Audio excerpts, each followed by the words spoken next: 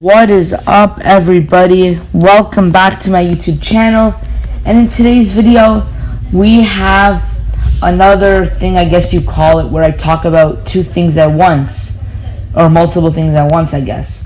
So the last time I did this was about Tony Snell, Steph Curry, and the play-in tournament. That video had 400 views about a month ago, making it my most popular video ever. And yeah, I think today we're going to be bringing that back. So we are going to be talking about the Nets and the Bucks series. We're just going to be talking about like the Nets Superteam fail, I guess. And we're going to be talking about the Kemba Walker to Oklahoma trade. So yeah, starting off with the Bucks and the Nets. And I'm really happy that the Nets got eliminated. I know you can maybe say they had injuries, but at the end of the day, like Harden was injured a bit and then Irving was injured from Game 5, I think. But at the end of the day, there's no excuses, and this just shows that offense matters a ton. But you can't win without chemistry, defense, depth. Milwaukee showed that they had this, and that's why they won. And if you look for the Nets, Durant played every single minute, 48. Harden, every single minute, 22 points. And the next highest was Blake Griffin, 17, and then Brown and Harris, 14 and 10. Like Joe Harris, 46 points, 10 and only 10 points. That's not very good. Like, if you look at past champions, the Lakers, they had chemistry.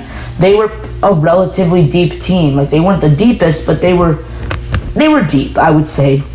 They played great defense, and they had good chemistry. The 2019 Raptors, they had Kawhi as their star, but you also think they had Lowry, Van Vliet, Siakam, Ibaka, Gasol. That was such a deep team that they had. And the Warriors, though they had their big three, Curry, Clay, Durant, they still had Iguodala, Draymond Green, that was kind of just helping them win. Basketball is not a one-man game. I guess for the Nets, a three-man game. But yeah, I said that the Nets were going to get out in the second round, just to Miami, not to Milwaukee. But I mean, at the end of the day, I did predict they were going to get out in the second round. But yeah, the Brooklyn Nets are now probably the biggest super team fail. They were so hyped up when they had Irving and Durant, and then they traded for Harden. They were supposed to be so good. But yeah, fail. Nets, I don't know what else to say. Milwaukee played great too, but yeah, in the end, it's Brooklyn that has to work on other stuff this offseason. Now we're going to move on to the Kemba Walker to Oklahoma trade. Now I'm going to be talking about my opinion on this trade. And so Kemba Walker was traded to Oklahoma for Al Horford, sending him back to Boston. Moses Brown, a great young piece that can help out Boston. And I think they did like a swap first, and Oklahoma got the 16th overall pick this draft. Now I don't really know how I feel with this trade for either sides. It really just doesn't make sense. Like, for example, now Boston doesn't even have like a starting point guard unless you want to count Peyton Pritchard as one. I wouldn't. So they'd probably have to run something maybe like Smart at the point guard, Fournier, Brown, Tatum, and then Robert Williams, and you have Moses Brown off the bench or something. Yeah, I don't really know how that works for them. And for Oklahoma, I also didn't understand this trade because though they have other picks, they would just be so much more deadlier in the future if they didn't trade for Kemba and just tanked another year.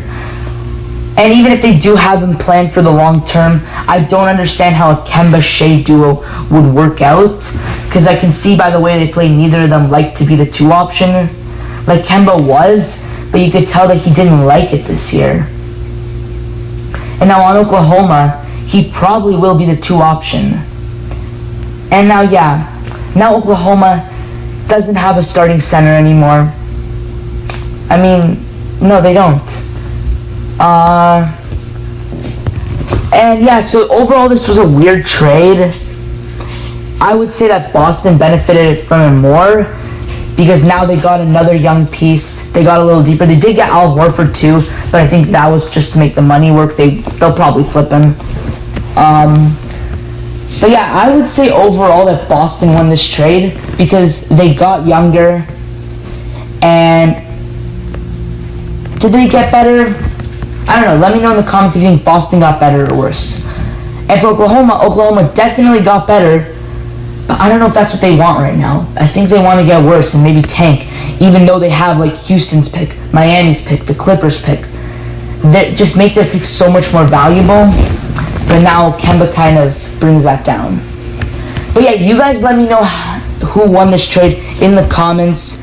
That's going to wrap up my video, guys. I hope you enjoyed. Be sure to subscribe, and we'll see you next time.